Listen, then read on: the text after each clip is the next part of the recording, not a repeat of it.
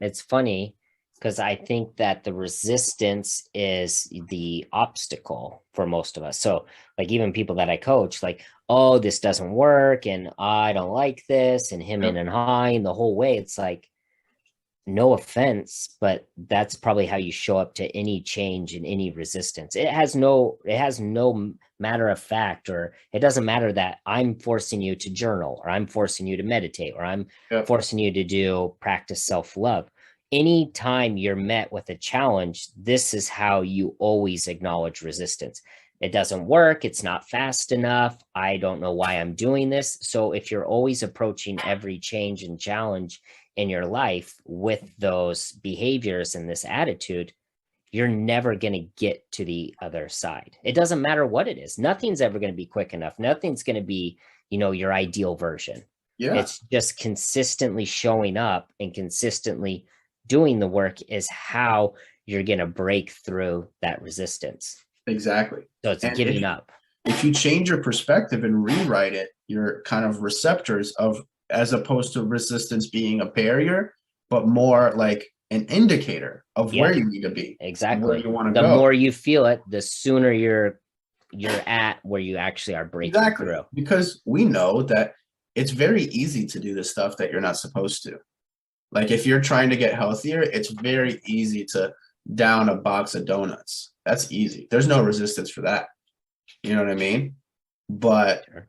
it's harder to deny it. It's harder to go to the gym and do the cardio and do what you have to do. So, um, what if you can actually start making it like you texted me the other day, like make it a game, and you start seeing those resistance, those little pushbacks as like, okay, so this is where I have to go to get better because that's how Mhm. growth is. There's no growth without that resistance. So, Yeah, and I just because I want to be conscious of time.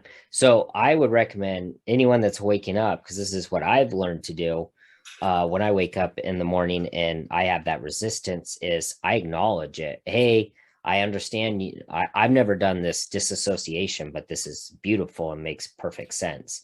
But acknowledge the resistance is there. Hey, resistance, I see you. I understand that I don't feel like going, that I don't want to do it. I acknowledge how I'm feeling because I don't want people to try to grind or push themselves through uncomfortable feelings and try to pretend they aren't there. Like if you're feeling sad, feeling depressed, like you need to acknowledge it.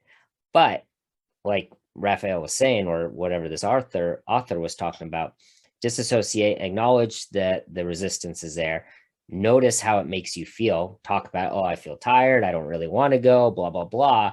And then remind yourself what you decided you're going to do. And what I love from Mel Robbins is do like a 5, 4, 3, 2, 1 and take action. So what it would look like, wake up in the morning, wow, I don't feel like going. I see the resistance is saying that I'm tired. I really don't want to take a step. I understand that.